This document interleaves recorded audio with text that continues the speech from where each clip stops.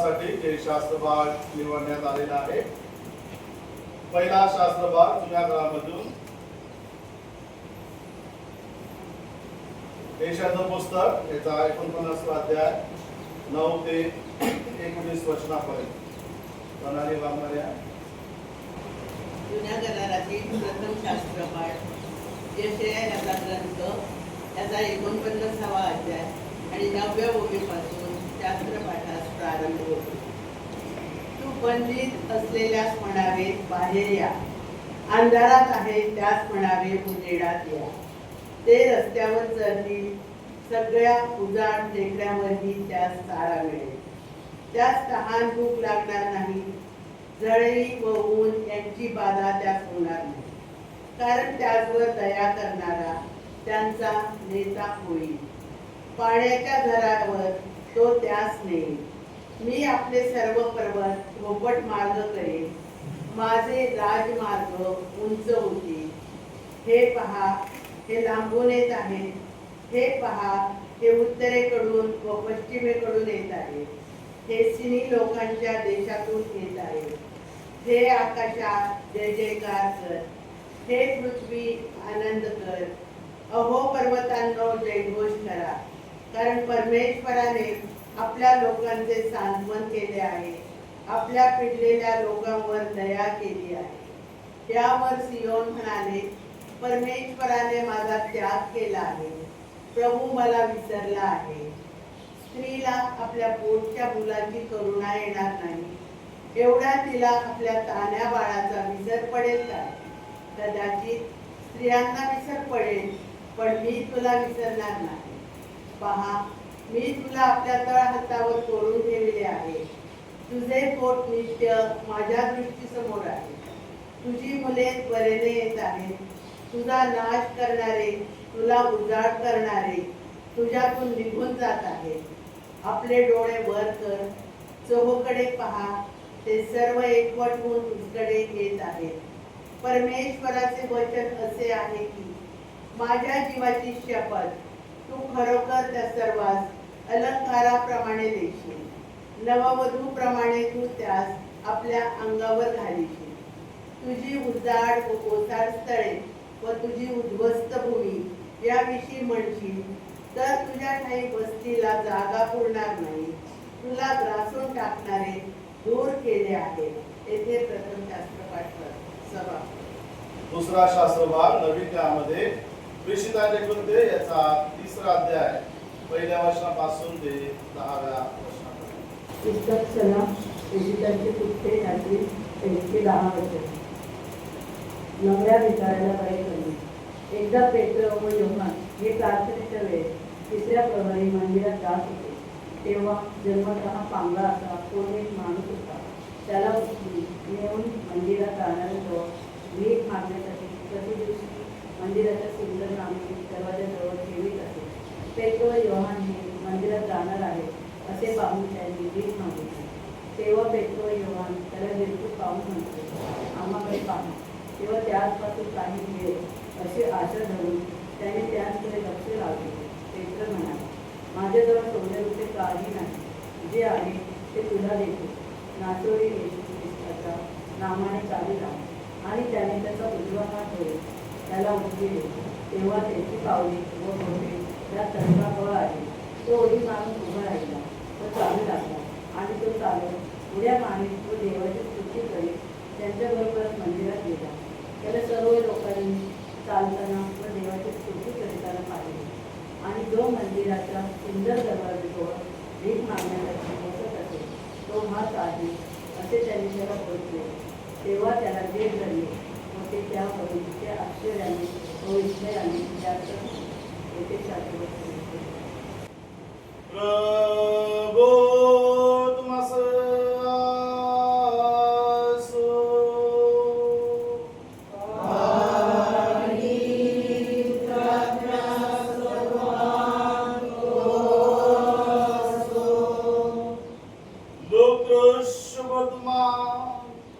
याच्या 10व्या अध्यायात पवित्र शुभत्मा लिहिले आहे आणि 30व्या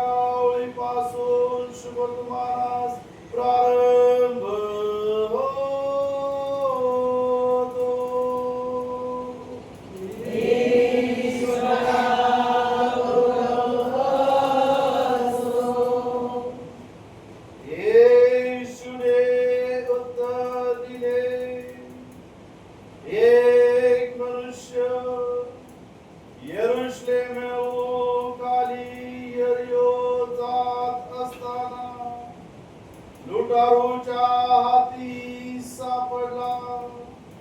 त्यांनी त्याचे कपडे काढून घेऊन त्याला मारही दिला आणि त्याला आत्मेला टाकून ते निघून गेले.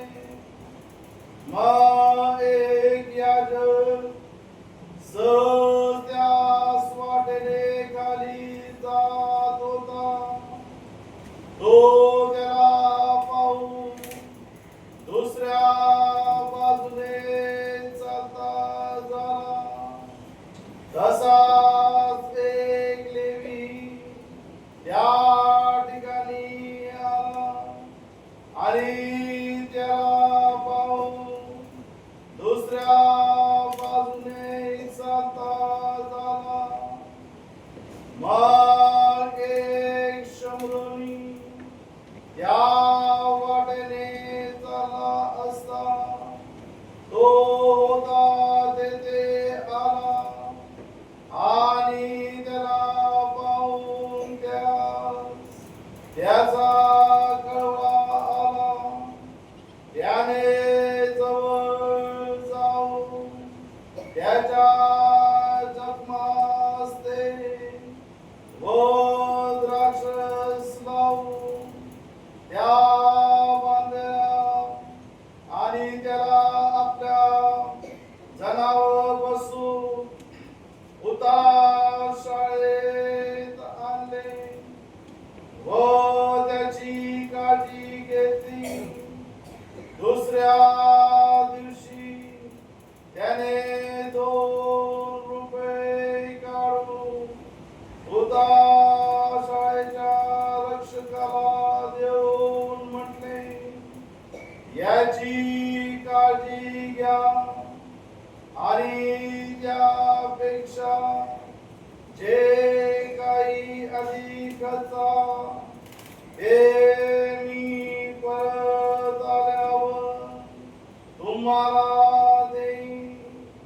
लुटारूच्या हाती सापडलेल्या माणसाचा शेजारी या तिघांपैकी तुमच्या मते कोण झाला?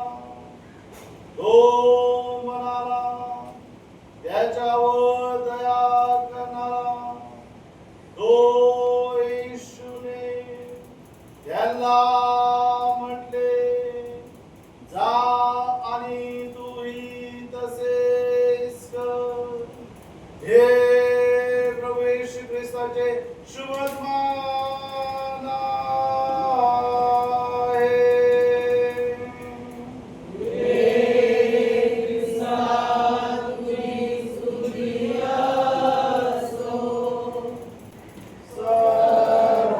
सर्वसमर्थ एक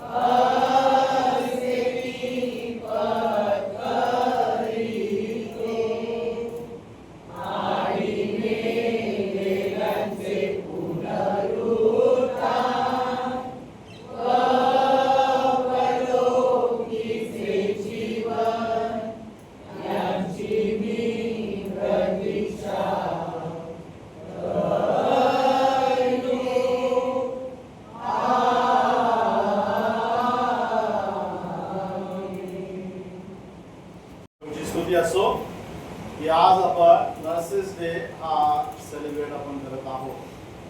सर्व जे नर्सेस आहेत त्यांना हार्दिक शुभेच्छा की त्यांच्या सेवेबद्दल, त्यांच्या कार्याबद्दल. आणि हा सुंदरसा जो प्रसंग आहे, या प्रसंगी आपल्यामध्ये बाई आहे, सगळ्यांना परिचित आहे ना. तरी देखील मिसेस आवळे यांना मी विनंती करतो की त्यांनी आज आपल्याला देवाच्या वचनामधून मार्गदर्शन करावं आणि त्यानंतर आपण प्रार्थना. Praise the Lord. Praise the Lord. प्रथम मी प्रभूचे आभार मानते आणि आपले बाळक साहेब आणि आपली बास्केट कमिटी, महिला मंडळ आणि आपण सर्व सभासद, आजच्या दिवशी तुम्ही मला प्रभूच्या वचनातून बोलण्यासाठी या ठिकाणी बोलवलं, कारण मी प्लस आहे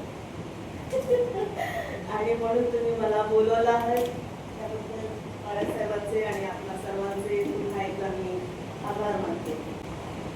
त्यावर आपण एक प्रार्थना करूया. पवित्र पवित्र पवित्र सेनाधीश परमेश्वरा, तुझ्या नावाची स्तुती धन्यवाद करते. तुझ्या भक्ती मंदिरामध्ये प्रभूजी आज आम्ही सर्व उपासक या ठिकाणी एकत्र जमा झालेले आहोत. तुझ्या पवित्र आत्म्याचं आज कार्य होऊ दे. तुझ्या वचनातून बोलत असताना प्रभूजी माझ्या जिभेला, ओठाला, माझ्या मनाला तू स्पर्श कर. आणि प्रभू जे काही वचन आणि जी काही माहिती मी आज या ठिकाणी बाबा शेअर करणार आहे, त्यामध्ये तू मला सहाय्य कर. आणि प्रभू बोलत असताना मला तुझ्या आत्म्याने कर. आणि ऐकत असणारे जे सर्व बाबा माझे बंधू भगिनी आहेत, त्या प्रत्येकाला तू दाखवायची कृपा करो अशी मी तुझ्याकडे विनंती करते. आणि आजचा हा दिवस 12 मे इंटरनॅशनल नर्सेस डे, यासाठी प्रभू आज हा दिवस मुखर केलेला आहे. आणि ह्या दिवसामध्ये प्रभूजी आम्ही सर्व नर्सेस, नर्सिंगचं ट्रेनिंग घेणारे लोक, यामध्ये प्रभू प्रत्येकाला तू कृपा करो. आणि हा आजचा रविवार त्या निमित्ताने आम्ही साजरा करत असताना आम्हा प्रत्येकाला तू लागणारी कृपा करो हीच तुझ्याकडे मी विनंती करते. तारणारा येशू याच्या नावाने मागते म्हणून कर. सर्वप्रथम या ठिकाणी आपल्या चर्चेसमध्ये, ह्या होली रिडीमर चर्चेसमध्ये भरपूर नर्सेस आहेत, नर्सिंग क्षेत्रामध्ये काम करणारे भरपूर आहेत.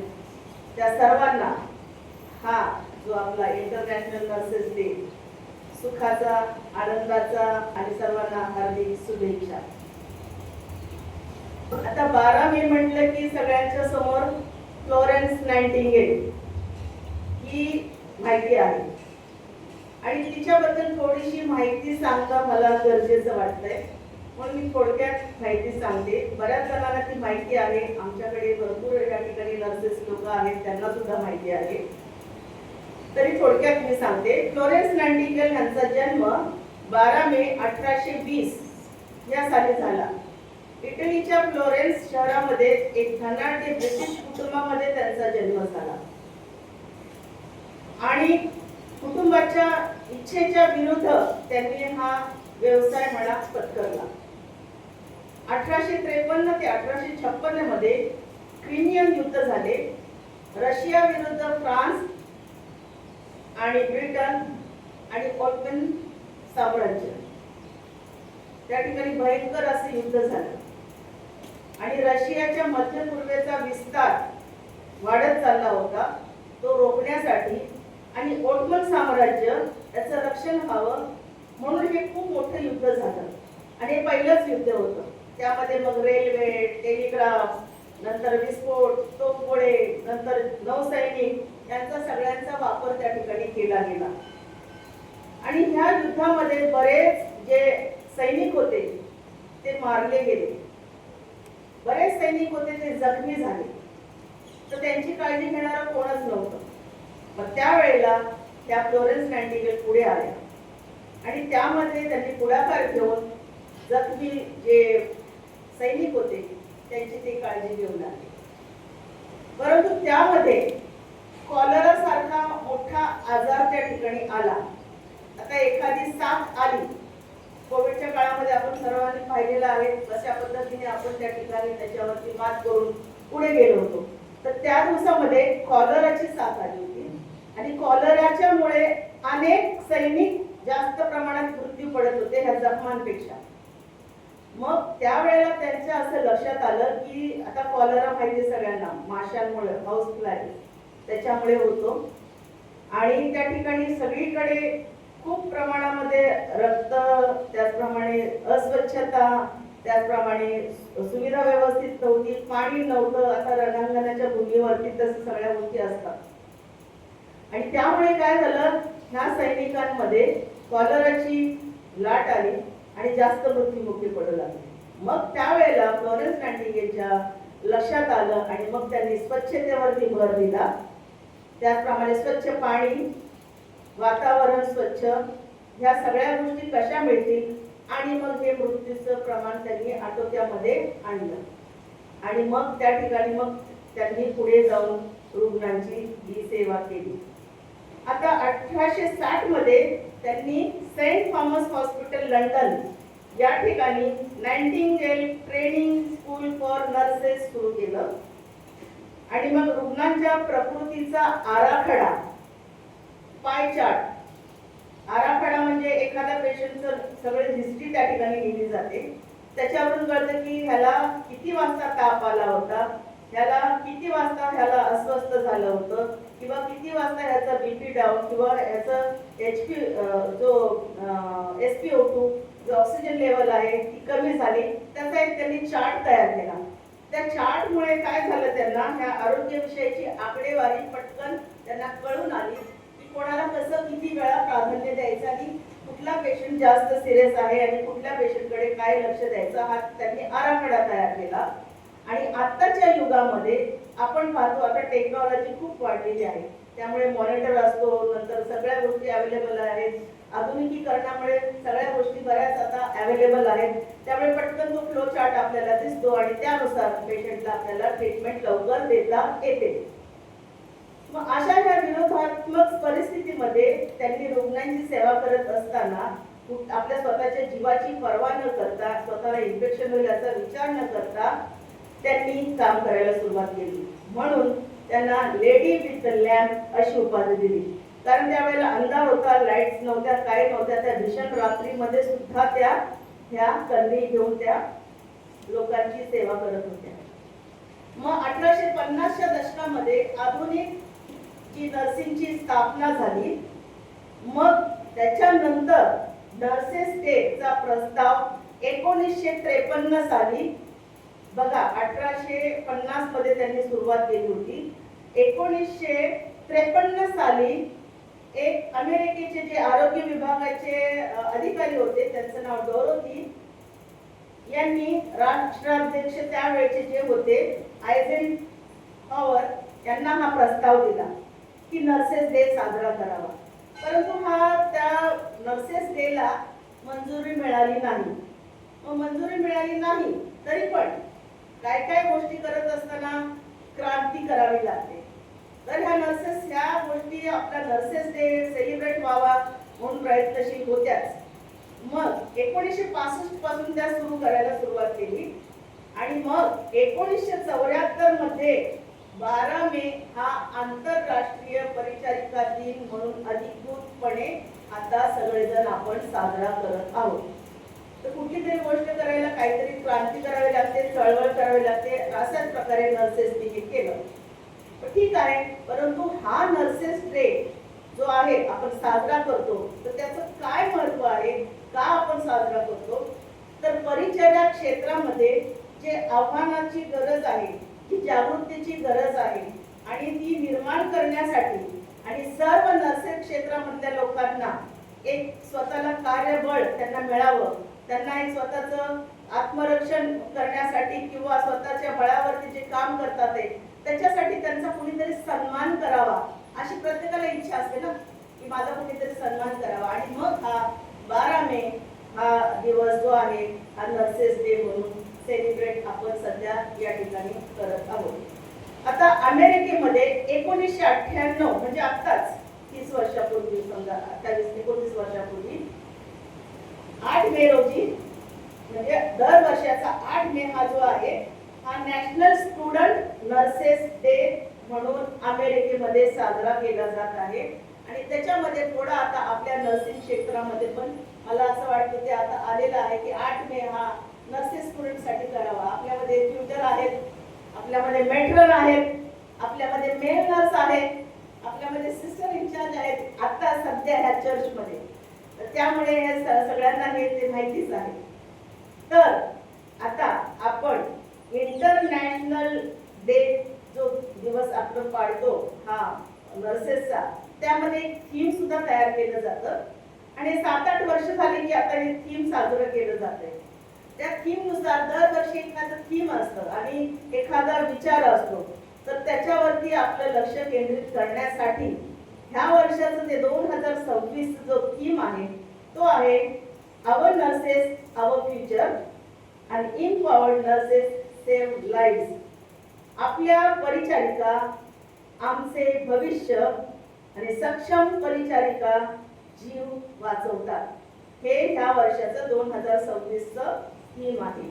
तर ही संकल्पना जी आहे तर ती संकल्पना येण्याचा उद्देश, हा थीम देण्याचा उद्देश काय आहे तर उत्तम शिक्षण नर्सेसला मिळावं, आधुनिक टेक्नॉलॉजी त्यांना मिळावी, सुरक्षित वातावरण असावं, समान वेतन असावं आणि ह्या सगळ्या माध्यमातून त्यांना आपण सक्षम कसं करणार आहोत त्यासाठी हे थीम दिलेलं आहे. त्याच्यातून त्यांना उत्तेजन मिळतं, त्याच्यातून त्यांना शिक्षण मिळतं, त्याच्यातून त्यांना झूम मीटिंग्स पण असतात, CNEच्या पॉइंट्स असतात, त्याच्यामध्ये त्यांना काही विषय नवीन नवीन दिलेले असतात, ते शिकवलं जातं, ते रिवाइज केलं जातं. म्हणजे इन सर्व्हिस ट्रेनिंग सुद्धा देऊन त्यांना सक्षम करावं हा उद्देश म्हणून हे थीम ठेवलेलं असतं. आणि त्यांना जर सक्षम केलं नर्सिंग स्टाफला तर येणारं जे प्रत्येकाचं आरोग्य आहे ते उच्च दर्जाचं होऊ शकेल, मृत्यूचं प्रमाण कमी होऊ शकेल, वेदना कमी होऊ शकतील. ह्यासाठी आपल्याला हा थीम दिलेला आहे. आता ह्याचे पैलू काय आहेत?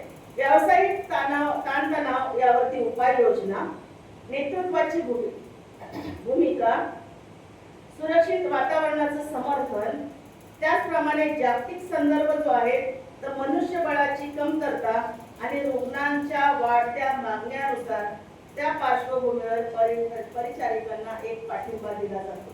आपण पाहतो एक नर्स 40 ते 50 स्पॉट्स. आता म्हणजे माझ्या ट्रेनिंगच्या वेळेस, माझं ससूनला ट्रेनिंग झालं, गव्हर्नमेंट हॉस्पिटल तुम्हाला माहिती आहे, आपल्याकडे KM हॉस्पिटल आहे, सायन हॉस्पिटल आहे, JJ हॉस्पिटल आहे, मोठे मोठे वॉर्ड्स असतात, मोठे मोठे त्या ठिकाणी म्हणजे वेगवेगळ्या प्रकारच्या आजारांची लोक असतात, पॉट्स असतात. तेवढ्या पॉट्सला एक स्टाफ नर्स त्यावेळेला काम करायची आणि 2 त्यांना स्टुडंट द्यायच्या आणि रेड पट्ट्यावाले इन्चार्ज सिस्टर आहे ते आतमध्ये इंडेंट लिहिणे, कोणाला बोलवणे, कोणाला कॉल करणे, ह्या सगळ्या गोष्टी करायच्या.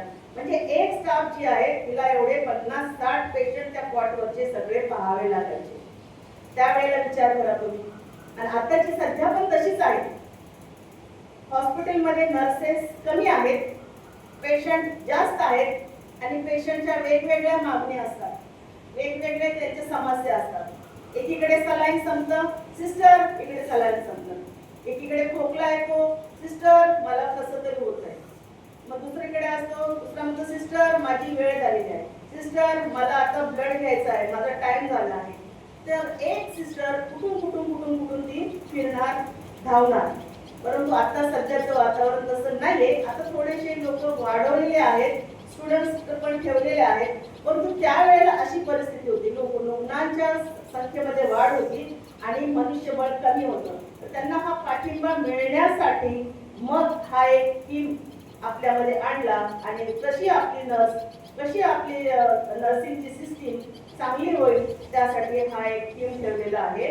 आमच्या परिचारिका आमचं भविष्य आणि सक्षम परिचारिका जीव वाचवतात. सक्षम करण्यासाठी काय काय योजना केल्या जातात हे आपण आता पाहिलेलं आहे. नंतर दुसरं आहे की ह्या वर्षाचं जे थीम आहे त्याचा एक अधिकृत टॅग दिलेला असतो.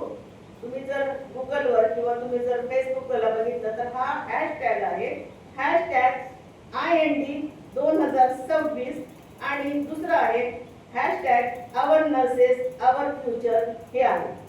जर तुम्ही सर्च केलं तर त्या ठिकाणी आपल्याला ह्या वर्षाचं थीम आपल्याला दिसून येईल. आता मी ऍक्च्युली नर्स आहे, तर त्या नर्सच्या साठी मी कसे अट्रॅक्ट झाले ह्या प्रोफेशन मध्ये जाण्यासाठी.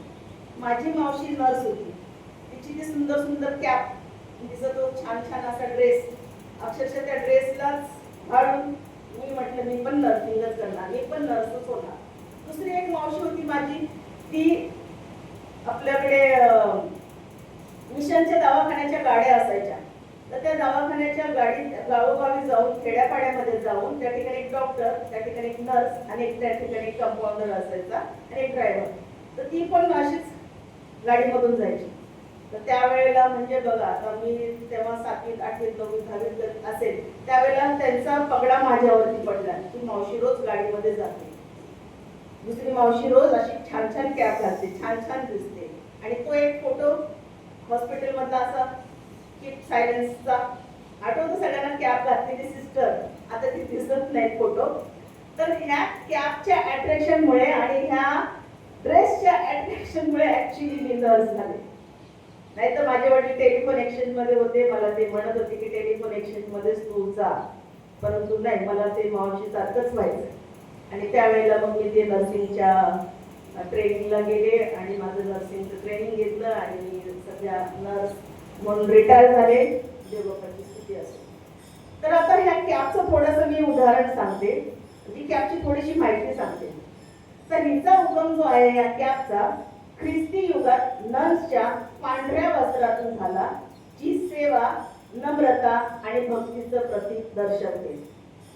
व्हिक्टोरियन युगामध्ये म्हणजे 18व्या आणि 19व्या शतकामध्ये केस नीटनेटके ठेवण्यासाठी, केस व्यवस्थित बांधण्यासाठी आणि कान व्यवस्थित झाकण्यासाठी ह्या कॅपचा वापर केला जात असे. तर ह्या कॅप घरामध्ये वापरल्या जायच्या, त्याला मॉप कॅप म्हणतात. तर घरामध्ये स्त्रिया स्वतःचे केस चांगले व्यवस्थित ठेवावेत, त्याचप्रमाणे स्वयंपाक करताना किंवा इतर ठिकाणी त्याचा कुठे पण म्हणजे व्यवस्थित असावेत, टाईडी असावेत, म्हणून या ठिकाणी त्याला अशी एक ते खाली हातमोठीच्या जवळ गाठ मारायची आणि अशा प्रकारे ती कॅप असायची. आता थोड्या दिवसांनी काय झालं की नोकर पण कॅप घालायचे, घरातल्या स्त्रिया पण कॅप घालायच्या आणि फ्लोरेन्स नायटिंगेलनी पण कॅप घातली होती. मग त्यांच्या असं लक्षात आलं की त्यांच्यामध्ये आपल्यामध्ये फरक दिसावा, म्हणून मग गणवेश आणला, मग तो व्हाईट कलरचा होता. तर अशा प्रकारे ही कॅपची सुरुवात झाली. आणि कॅपची सुरुवात झाल्यानंतर मग आपल्याला ते कॅप जी आहे, तर त्याच्यामुळे काय झालं, नर्सेस रुबाबदार, शिस्तबद्ध, शैलीदार आणि एक समर्पित जीवन, पांढरं म्हणजे शुद्धतेचं प्रतीक, अशा प्रकारे ही कॅप मिळाली. आता आमच्याकडे ट्रेनिंग घेत असताना ह्या कॅपचं, जेव्हा ट्रेनिंगच्या नर्सेसचं ट्रेनिंग पूर्ण झालं, ते कॅप सेरेमनी असतो, त्यावेळेला ही कॅप प्रदान केली जाते, एक प्रतिज्ञा घेतली जाते आणि एक मेणबत्ती दिली जाते. तर अशा प्रकारे ही कॅप आपल्या डोक्यावरती, मस्तकावरती आपल्या ज्या इन्चार्ज सिस्टर आहेत किंवा मेट्रन ज्या आहेत किंवा ट्युटर मधल्या ज्या मोठ्या प्रोफेसर आहेत त्यांच्याकडून ही कॅप प्रदान केली जाते. आता ह्या कॅप नुसार पण वर्गीकरण केलं जातं, त्याला पण कलर आहेत. त्या कलर मध्ये निळा जो आहे तो स्टाफ नर्स, लाल जो आहे ती इन्चार्ज सिस्टर, काळा जो बेल्ट असायचा त्याच्यावरती त्या मेट्रन आणि पर्पल कलरचा ट्युटर म्हणजे शिक्षण देणारे नर्सेस.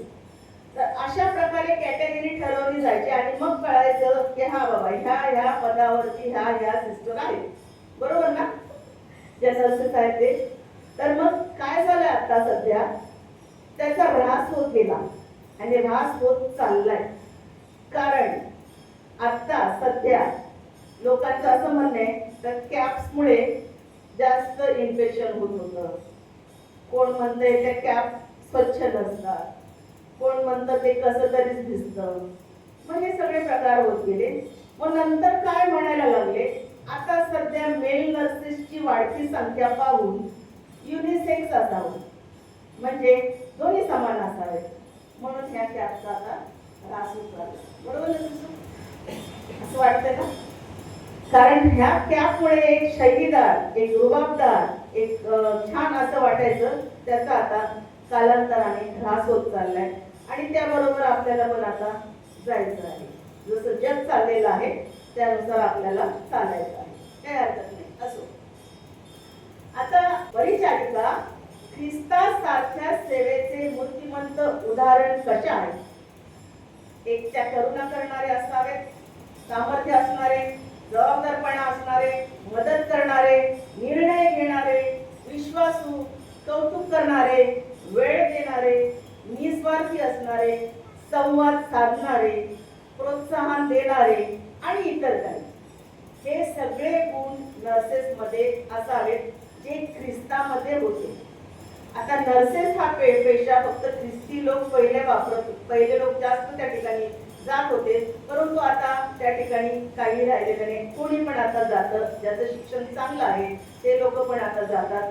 किंवा आता या ठिकाणी उच्च नीच असं काही नाहीये जात, तर त्या ठिकाणी त्या सगळ्यांनी आता हा पेशा स्वीकारलेला आहे आणि ह्याला एक मोठा असा मान मिळालेला आहे.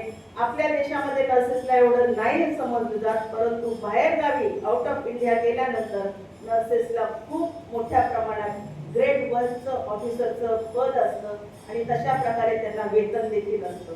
ही खरं आनंदाची गोष्ट आहे. असो, काही हरकत नाही. डॉक्टरांच्या लेवल सारखंच त्यांचं शिक्षण असतं. त्या पण सेम अॅनाटॉमी शिकतात जे डॉक्टर लोक शिकतात त्याप्रमाणे. आणि निर्णय घेण्याची जी क्षमता आहे, जर डॉक्टर नाहीये तर त्यावेळेला त्यांना निर्णय घेत असताना त्या स्वतःच्या कलागुण कौशल्याचा, आपल्या शिक्षणाचा अतिशय चांगल्या प्रकारे वापर करून जो काही पेशंट मृत्यू पावणार असतो त्याला त्या वाचवतात. आता ह्या सेवेविषयी बायबल मधले काही वचनं आहेत की ह्या परिचारिका दिनांसाठी त्या आपल्याला योग्य ठरतात आणि प्रोत्साहन देतात. ती काही वचनं आहेत ती मी आणलीत, 7-8 घेऊन आणलीत, पण वेळेअभावी मी 2-3 वाचते आणि आपण ती ऐकूया. कोणाला जर लिहायची असेल तर ती लिहून घेऊया की त्यामुळे आपण इतर नर्सेसला उत्तेजन देऊ शकतो, प्रोत्साहन देऊ शकतो. गलतीकरास पत्र याचा 6वा अध्याय 9व वचन. थकून न जाण्याविषयी किंवा खचून न जाण्याविषयी हे वचन आहे. योग्य ते करावयाचा आपल्याला कधी कंटाळा येऊ नये. आपण न खचलो तर यथाकाळी आपल्या पदरी ती पडेल. त्या वचनात सगळं सार्थ आहे. फिलिपिकरास पत्र 4था अध्याय 13व वचन. सर्व गोष्टींमध्ये सामर्थ्य मागणे. मग काय आहे ते वचन? मला सामर्थ्य देणाऱ्याच्या ठाई मी सर्व काही करावयास शक्तिमान आहे. तिसरं वचन आहे मत्ते 25:40. इतरांची सेवा करणे हीच म्हणजे ईश्वराची सेवा करणे. तेव्हा राजा त्यास उत्तर देईल, मी तुम्हास खचित सांगतो की ज्या अर्थी तुम्ही मला या माझ्या अति कनिष्ठ बंधू वर्गातील एकाला केले त्या अर्थी ते मलाच केले. दुसरं आहे प्रेमाने नम्रतेने एकमेकांची सेवा करा. तर ते काय आहे? गलतीकरास पत्र 5वा अध्याय 13व वचन. बंधुजन हो, तुम्हाला स्वतंत्रतेकरिता पाचारण झाले तरी त्या स्वतंत्रतेने देहवासनांना वाव मिळू देऊ नका, तर प्रीतीने एकमेकांचे दास व्हा.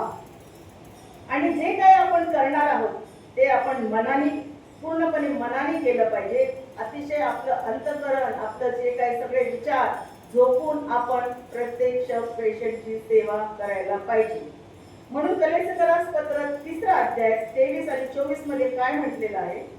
आणि जे काही तुम्ही करिता ते मनुष्यासाठी म्हणून नका, तर प्रभूसाठी म्हणून जीवे भावे करा. प्रभू पासून वतनरूप प्रतिफळ तुम्हाला मिळेल हे तुम्हाला माहित आहे. प्रभू ख्रिस्त याची चाकरी करा. म्हणून आपण एक गाणं म्हणतो ना, ही खरी प्रभू सेवा जनसेवा. तर ज्या वेळेला आपण जनसेवा करू त्यावेळेला आपण प्रभू सेवा सुद्धा करत असतो. तर या ठिकाणी आपण हे जे वचनं मी तुम्हाला सांगितली ती फक्त आपल्याला प्रोत्साहन देण्यासाठी, आपल्या ज्या नर्सेस आहेत, नर्सिंग क्षेत्रामध्ये जे लोक आहेत त्यांना देण्यासाठी हे आहे. दुसरं आहे की तणावामध्ये काम करणारे सिस्टर लोक भरपूर आहेत.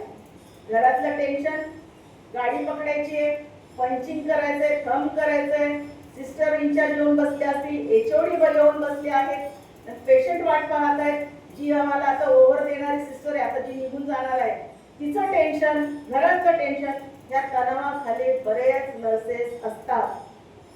ही फॅक्ट आहे. तर त्याच्यामध्ये देवाचं जे वचन आहे, शांती वचन, सांत्वन देणारे वचन, मी ते वाचते. मत्तेय वर्तमान 11 अध्याय 28. अहो कष्ट व पराक्रंजन हो, तुम्ही सर्व मजकडिया म्हणजे मी तुम्हाला विश्रांती देईन. हे वचन जे आहे, सर्व मजकडिया म्हणजे वर्तमान काळामध्ये परमेश्वर आपल्याला या म्हणून सांगतो. आणि मी तुम्हाला विश्रांती देईन म्हणजे आपण ज्या वेळेला मरण पावतो त्यावेळेला सार्वकालिक जीवनाविषयी येशू ख्रिस्त या ठिकाणी बोलत आहे. नंतर 1 पेत्र 5 अध्याय आणि 7 वचन, त्याचवर तुम्ही आपली सर्व चिंता टाका कारण तो तुमची काळजी घेतो. आणि 3रं वचन आहे सांत्वनपर, जे तणावाखाली सिस्टर लोक असतात त्यांच्यासाठी. नीतिसूत्र 17 अध्याय 22 वचन, आनंदी हृदय हे उत्कृष्ट औषध होय आणि खिन्न हृदय हाडे शुष्क करतात. आनंदी असल्यानंतर आपलं जे हृदय आहे, जे काय आहे आनंदी आहे, तर त्यामुळे आपल्याला काय ते आनंद देतो. इतर लोकांच्या मध्ये मग त्या प्रकारे आपण वागतो, त्या प्रकारे बोलतो आणि त्याच्या प्रकारे आपण पेशंटची काळजी घेतो. ती स्वतःच टेन्शन मध्ये असेल, ती स्वतःच आजारी असेल, तर काय त्या आजारांमध्ये ती लक्ष देणार आहे, काय त्या ठिकाणी ती पाहणार आहे. जर तिचं मनच खिन्न आहे तर ते काय उपयोगाचं नाही. त्यासाठी त्यांना सांत्वन परमेच आहे की आनंदीपणाने, आनंदी मनाने ज्या ठिकाणी आपण कामाला गेलेलो आहोत त्या ठिकाणी आपण प्रामाणिकपणे, आनंदाने आणि जे काय आहे ते लक्षपूर्वक करावं, कारण आपण एका जीवाशी खेळत असतो.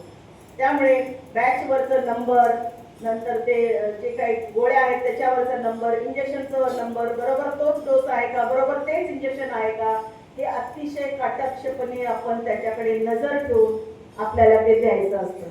नंतर ती विचारात दुसरा असेल, हे काय द्यायचं तर दुसरंच दिलं तर काहीतरी होऊ शकतं, एखाद्या जीवाशी आपण ते खेळू शकतो.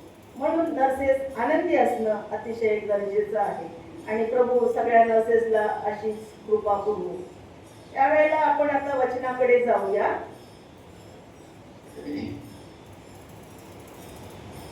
विषय आहे सेवेतलं प्रेम.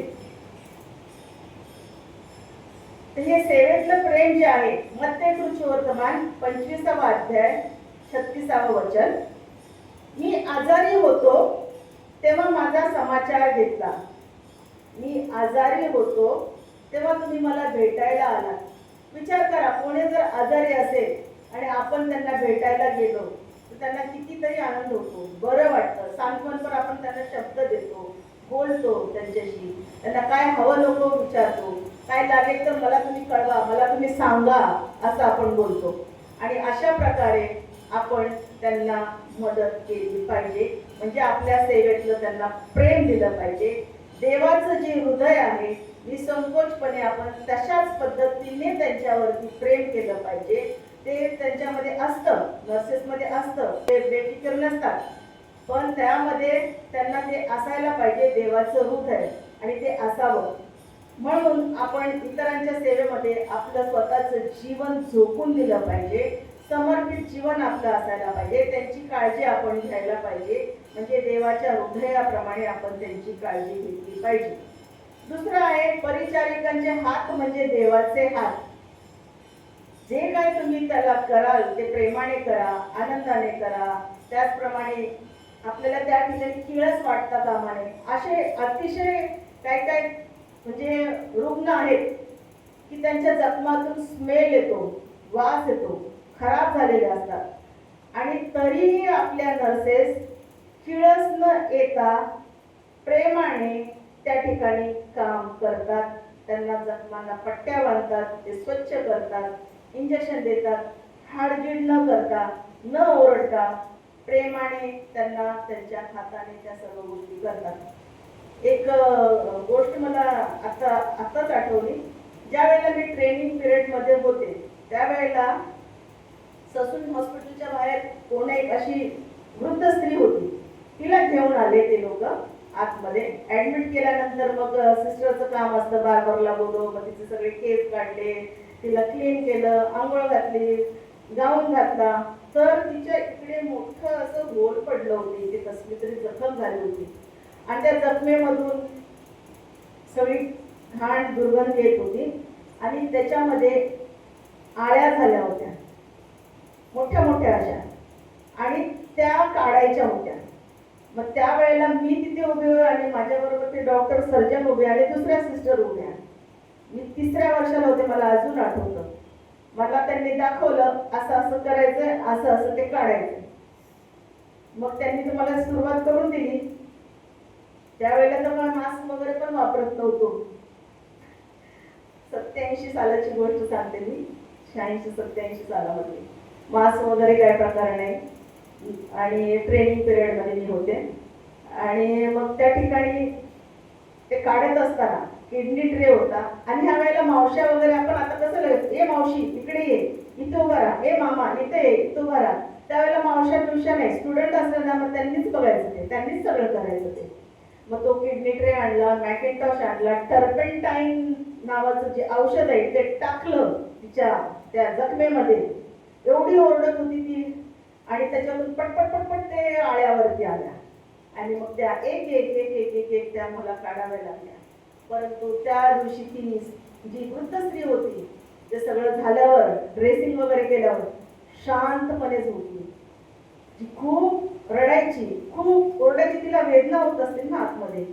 अशा प्रकारे रुटीन लागलं ते की बाबा स्टुडंट आल्या की त्यांचं ते काम रोज त्या स्त्रीचं, त्या वृद्ध स्त्रीचं ड्रेसिंग करायचं.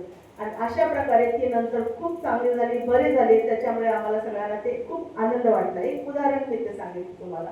म्हणजे हा प्रेमाचा स्पर्श किळसवाना न करता त्या ठिकाणी आत्म्याने, खरेपणाने आणि व्यवस्थितपणे त्यांना जर आपण काळजी घेतली तर त्याच्यातून आपण त्यांना बाहेर काढतो आणि ते आशीर्वाद आपल्याला प्रभू परमेश्वराकडून प्राप्त होतात. आता दुसरं एक उदाहरण आहे. आजच्या आपण जो शास्त्रपाठ वाचला, चांगला शंभरोणी. आता चांगल्या शंभरोणीवरती भरपूर असे संदेश आहेत, वेगवेगळ्या माध्यमातून आहेत ते. परंतु आज आपण नर्सिंगच्या दृष्टिकोनातून पाहणार आहोत, नर्सिंग केअरच्या दृष्टिकोनातून पाहणार आहोत. कारण नर्स म्हटली की पहिली नर्स, आपण पहिल्यांदा म्हणतो पहिली नर्स माझी आई होती. म्हणजे ती गर्भामध्ये आपण असतानापासून डिलिव्हरी झाल्यानंतर ती जी काळजी आपली घेते ती आई असते. मग ताप आल्यानंतर, भूक लागल्यानंतर, डायपर चेंज करणं, त्याचं सगळं बघणं, ह्या सगळ्या गोष्टीमध्ये ती आपली पहिली नर्स असते. ठीक आहे. परंतु आता व्यवहार दृष्टिकोनातून दुसऱ्या नर्सेस, म्हणजे त्याबद्दल आज आपण जो डे साजरा करत आहोत त्या आपण. तर ह्या शुभवर्तमानामध्ये आपण आज काय वाचलेलं आहे, दयाळूपणाचं उदाहरण आहे हा चांगला शंभरोणी. लूककृत सुवर्तमान याचा 10वा अध्याय आणि 30 ते 37. सगळं काही वाचणार नाहीये मी, परंतु या ठिकाणी चित्र आपण दृष्टी आपल्या मध्ये आणूया. मी मगाशीच सांगितलं तुम्हाला की चांगला शंभरोणी याच्यावरती भरपूर असे विषय आहेत, भरपूर असं विश्लेषण पाळक लोक किंवा एखादे सुवार्थी करू शकतात. परंतु आज नर्सिंग डे साजरा करत असताना आपण नर्सिंगच्या दृष्टिकोनातून ह्या चांगल्या शंभरोणाकडे पाहूया. आता हा जो चांगला शंभरोणी आहे हा एक वाटसरू चालला होता. येरुशलेमेकडून खाली यरिहोला चालला होता. येरुशलेम उंच बाजूला आहे आणि यरिहो खालच्या बाजूला आहे. जे इस्रायलला गेले त्यांना माहिती आहे. तर ते डोंगरातून जायचं असतं ते. आणि जाताना ते सॅमॅरिटनचं जो हे आहे आश्रम जो आहे तो पण दाखवला जातो. म्हणजे सांगण्याचा दृष्टिकोन हा आहे की दऱ्या खोऱ्यातून त्या रस्त्याने जावं लागतं. आणि अशाच प्रकारे हा एक वाटसरू चालला होता आणि त्या ठिकाणी काय झालेलं आपण पाहतो, तो लुटारूंच्या हाती सापडला. त्यांनी त्याची वस्त्रे काढून घेऊन त्याला ठोक दिला. या ठिकाणी त्याच्याकडे जे होतं नव्हतं ते सगळं त्यांनी लुटलं आणि शिवाय त्याचे कपडे सुद्धा काढले, ते सुद्धा ते घेऊन गेले. म्हणजे त्याला तसाच त्या ठिकाणी अर्धवेला टाकला आणि पुढे निघून गेले. मग एक याजक त्या वाटेने चालले, त्यांनी ते बघितलं आणि पुढे चालू लागले. दुसरे पण तसेच लेवी त्या ठिकाणून आले. लेवी आला आणि तो पण त्याला बघून दुसऱ्या बाजूने चालू झाला. परंतु एक शमरोणी, जे यहुदी आणि शमरोणी, शमरोणी म्हणजे थोडंसं कमी, यहुदी म्हणजे उच्च. तर हा जो शमरोनी आहे त्याला कळवळा आला, त्याला दया आली. त्यांनी हा विचार केला नाही की हा जो वाटसरू आहे, ह्याला जे मारलेला आहे, हा यहुदी आहे की काय आहे, हे त्यांनी पाहिलं नाही. त्या ठिकाणी तो गेला, त्या ठिकाणी तो थांबला, त्या ठिकाणी बघितलं तो कोण आहे म्हणून, काय झालं त्याला म्हणून. या ठिकाणी जातभेद, नर्सेसमध्ये सुद्धा आपण ते लोक पेशंट पाहत असताना जातभेद बघत नाही. हा कमी जातीचा आहे, उच्च जातीचा आहे, हा गरीब आहे, हा श्रीमंत आहे, याच्याकडे खूप पैसा आहे, तर ह्याला मी चांगली फर्स्ट ट्रीटमेंट देईल, किंवा माझ्या ओळखीचा आहे म्हणून चला मी ह्याला करेल, असा आजादुजा भाव करत नाही. सगळ्यांना समान त्या लेखतात. अशाच प्रकारे हा जो शमरोनी आहे, हा शमरोनी वाटेने चाललेला असताना त्याला हा जो अर्धमेला झालेला वाटसरू आहे त्याने तो पाहिला आणि तो तेथे त्याच्या जवळ गेला आणि त्याला पाहून त्याचा कळवळा आला आणि त्याने जवळ जाऊन त्याच्या जखमास तेल लावलं आणि द्राक्षारसाच्या पट्ट्या बांधल्या. त्या अगोदर त्याने त्याला स्वच्छ केला असेल, है ना, त्याला पाणी पाजलं असेल, त्याला जरा मांडीवरती घेतलं असेल, त्याच्या जखमांना मारल्यामुळे खाली माती असेल तरी माती क्लीन केली असेल. हे चित्र आपण आणूया. आज या ठिकाणी हा मेल नर्स म्हणून आपण पाहूया. चांगला शमरोनी कोण आहे? आज मेल नर्स म्हणून आपण पाहूया. त्याची ही नर्सिंग केअर आज आपण पाहूया की त्याने त्याला उचललं असेल, पाणी पाजलं असेल, मग त्याच्या जखमांवरती त्याने स्वच्छ केलं, त्याला तेल लावलं, त्याने द्राक्षारस लावला, त्याला त्याने पट्ट्या बांधल्या. म्हणजे त्याच्याकडे ड्रेसिंगचं साहित्य, फर्स्ट एड होतं. चांगल्या शमरोनी प्रवासाला तो पण निघाला होता. मग त्याने त्याला त्या पट्ट्या बांधल्या आणि त्याला उचललं आणि आपल्या स्वतःच्या व्हेइकल, त्याच्याकडे कुठलं व्हेइकल होतं? गाडव होता, आहे ना. त्याला काय म्हटलेलं आहे पवित्र शास्त्र पाठामध्ये? पाठाळावर बसून. त्यावेळेला त्याच्याकडे काय होतं? वाहन होतं. त्या वाहनावरती मग त्याला बसवलं आणि तो त्याला घेऊन गेला. असा म्हटला नाही आता बाबा थांब मी ॲम्ब्युलन्स बोलवतो. ॲम्ब्युलन्स बोलवताना असा म्हटला नाही तो की काय आता माझ्याकडे वायफायच नाही आहे, कसं काय करू मी आत्ताचा शमरोनी. तर तसं न करता त्याने काय केलं, त्याला आता किती हेवी असेल आणि हा किती असेल माहिती नाही, परंतु त्याने प्रयत्न करून त्याला पाठाळावरती बसवलं. त्या ठिकाणी थंडी असते. येरिओच्या त्या रस्त्यावरून जाताना डोंगर दरे आहेत, त्या ठिकाणी थंडी असते. कदाचित त्याच्याकडे ब्लँकेट असेल तर ते दिलं असेल किंवा जॅकेट असेल तर ते घालायला दिलं असेल. म्हणजे अशा प्रकारे त्याने त्याची नर्सिंग केअर घेतली आणि तो त्याला पाठाळावरती बसवून उतार शाळेमध्ये आणले आणि त्याचा सांभाळ केला. त्या ठिकाणी उतार शाळा एक हॉस्पिटल म्हणून समजूया आणि त्या ठिकाणी तो त्याला घेऊन गेला आणि त्याने काय केलेली आहे? सांभाळ केलेला आहे. म्हणजे त्या ठिकाणी तो राहिला, नाईट ड्युटी केली त्याने. त्या ठिकाणी तो थांबला त्याच्याजवळ, तसाच टाकून गेला का चला रक्षकाच्या हातात दिला त्याला आणि निघून गेला नाही.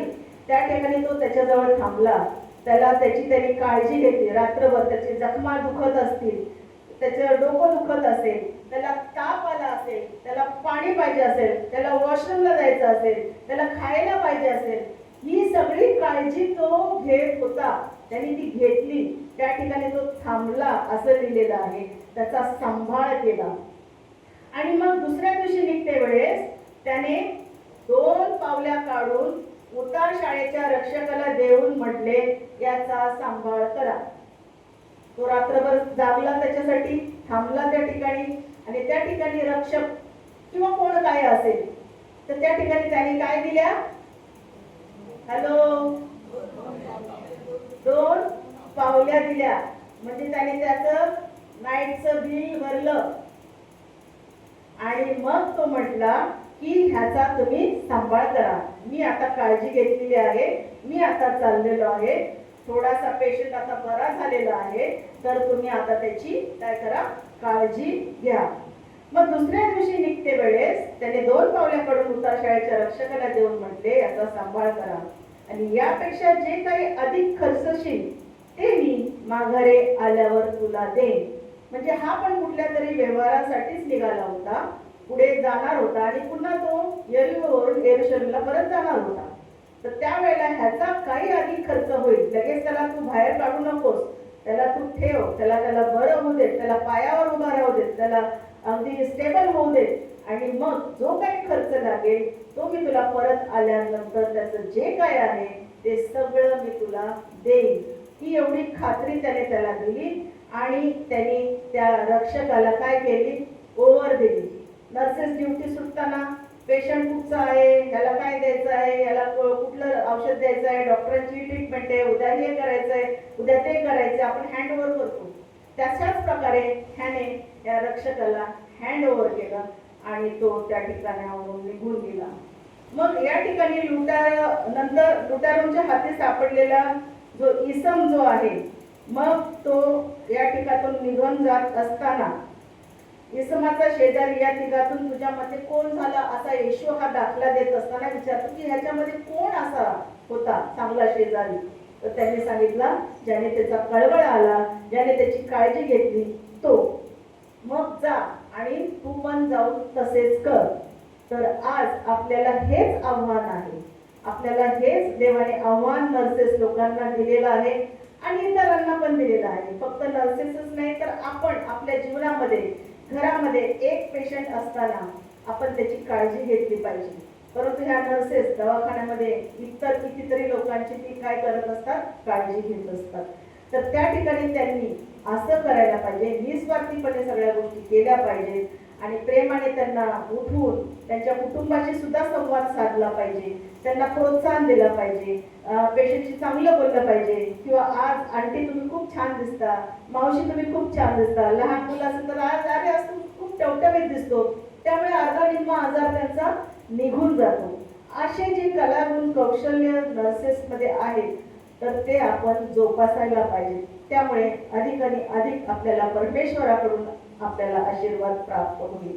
आणि खरोखर आज आपण या दिवसामध्ये नर्सेसचा आज आपण सेलिब्रेट करत आहोत.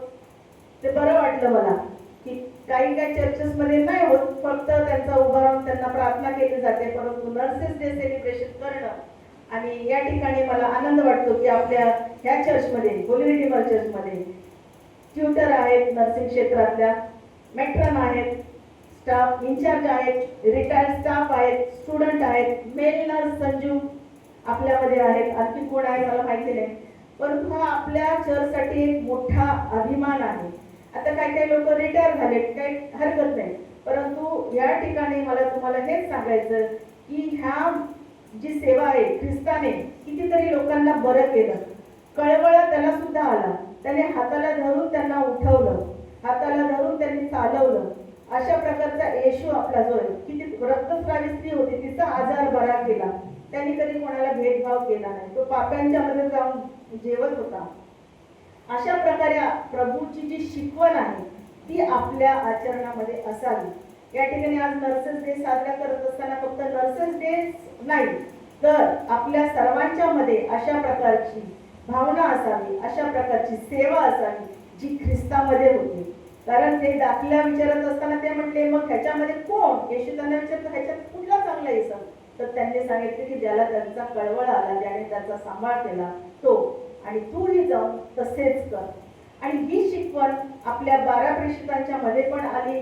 त्याच्यानंतर त्यांनी सुद्धा आपण शुभवर्तमान पत्रामध्ये वाचलं प्रेषितांच्या कृत्यामध्ये की त्यांना देवबापाने पवित्र आत्मा देऊन त्या आजारांना उठवण्याचं सामर्थ्य दिलं. त्यांना त्याच्यापासून, त्या जखमांपासून, त्यांच्या त्या आजारांपासून, त्यांच्या त्या अपंगापासून त्यांना बाहेर काढण्याचं सामर्थ्य परमेश्वराने दिले. म्हणून या वेळेला आपण ज्या नर्सेस आहोत तर प्रार्थनापूर्वक ज्या वेळेला आपण पेशंटला हात लावतो किंवा हॉस्पिटलमध्ये जातो त्यावेळेला नक्कीच पवित्र आत्म्याचं सहाय्य मागितलं पाहिजे आणि त्या सहाय्यानुसार पेशंटला हात लावावा, त्याच्याशी प्रेमाने बोलावं, त्याच्याशी संवाद साधावा त्याच्या कुटुंबाशी आणि अशा प्रकारे अर्धा निम्मा आजार त्यांचा निघून जातो आणि परमेश्वर आपल्या सर्वांना अशाच प्रकारची कृपा करू. जे परमेश्वराने आपल्याला सांगितलं जा आणि तूही जाऊन तेच कर, तसंच कर, तशीच सेवा कर आणि ही सेवा करण्याचं आज आपल्याला परमेश्वराने आव्हान दिलेलं आहे. आणि ह्या आजच्या नर्सिंग दिवसामध्ये परमेश्वराने ह्या काळामध्ये आपल्या सर्वांना सहाय्य करू हीच परमेश्वराकडे मी प्रार्थना करते. Thank you very much. प्रार्थना करूया. पवित्र पवित्र सेनाधीश परमेश्वरा, तुझ्या नावाची आम्ही स्तुती करतो, धन्यवाद करतो प्रभूजी तुझ्या आजच्या वचनाबद्दल. आणि खरोखर बाबा, आजारी असताना आम्ही पेशंटला भेटायला जावं, त्याला समाधान द्यावं, त्याला प्रभू प्रोत्साहन द्यावं, त्याला उत्तेजन द्यावं, सकारात्मकता आमच्या जीवनातून त्यांच्या जीवनामध्ये असावी अशा प्रकारची कृपा तू कर.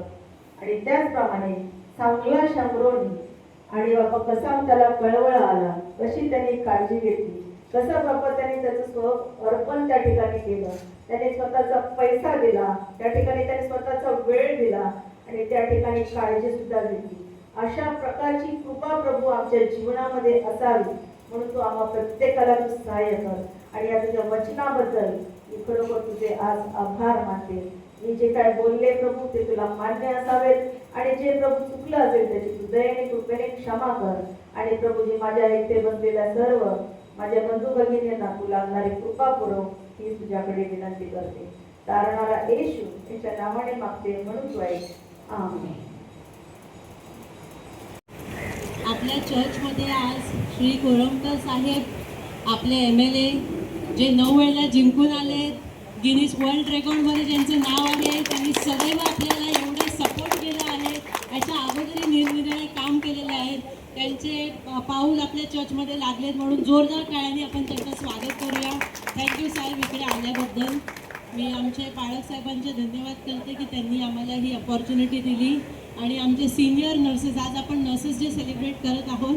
मी पण एक नर्स आहे आणि आमच्या इकडे एक सिनियर नर्स आहे ठोकळ मॅडम, त्यांच्या हस्ते आम्ही कोळंबकर साहेबांचे स्वागत करू इच्छितो. तर सगळ्यांनी जोरदार टाळ्या कराव्या. Thank you thank you.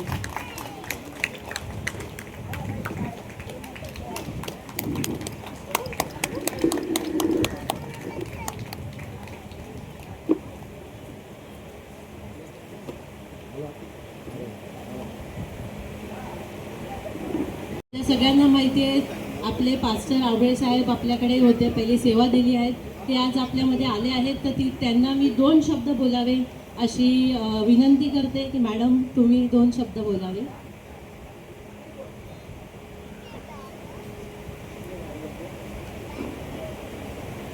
या ठिकाणी आज असणारे व्यक्ती कालिदास कोळंबकर साहेब.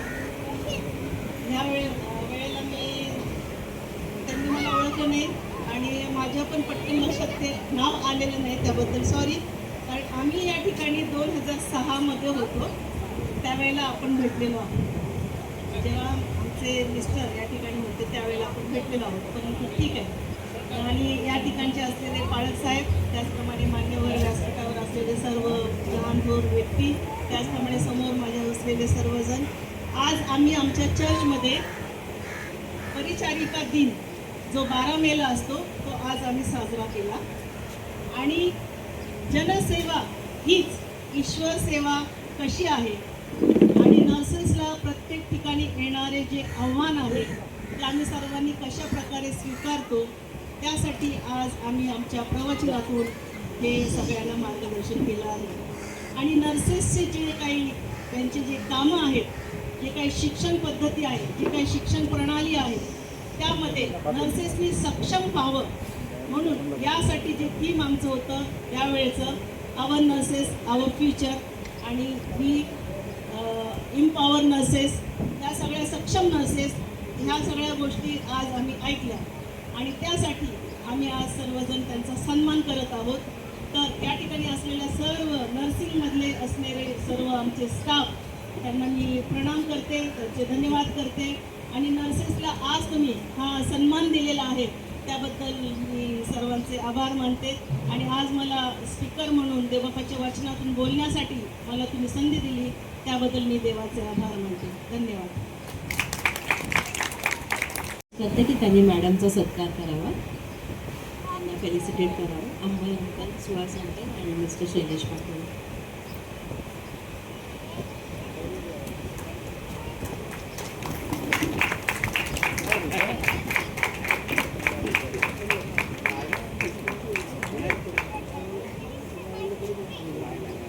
त्याच्यासाठी जे पण कमिटी मेंबर आहेत त्यांनी कृपया पुढे या.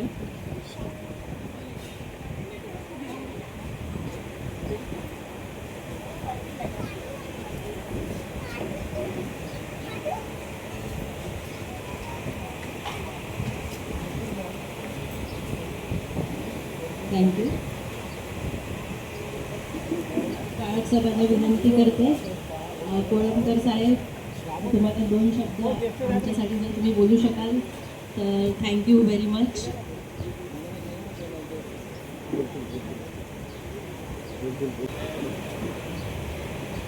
आज आपल्यामध्ये कोळंबकर साहेब आलेले आहेत, त्याबद्दल मी त्यांचा आभारी आहे. आम्ही त्यांच्याकडे गेलो होतो आणि ज्यावेळेस आम्ही भेटलो त्यांनी पहिलं सांगितलं चर्चचं काम मी पुष्कळ केलेलं आहे, तर आता काही मला बोलू नका. पण तरी पण आपल्याला चर्चचं काम आहे. आणि ज्यावेळेस इलेक्शनच्या वेळेस ते आले होते त्यावेळेस त्यांनी प्रॉमिस केलं की इथं आपल्याला हे शेड बांधून देणार आहे. तर आमची रिक्वेस्ट आहे चर्चच्या वतीने की आपण चांगलं शेड, आम्हाला मजबूत शेड बांधून द्यावं, जेणेकरून पावसामध्ये आणि नारळाचा त्रास आम्हाला होणार नाही. त्यासाठी धन्यवाद.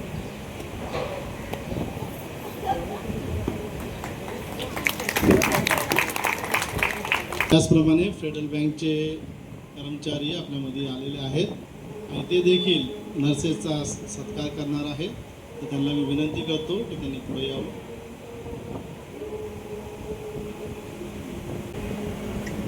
कृपया करून जे सिस्टर्स आहेत त्यांना विनंती आहे, मेडिकल फील्डवाले त्यांनी उभं राहावं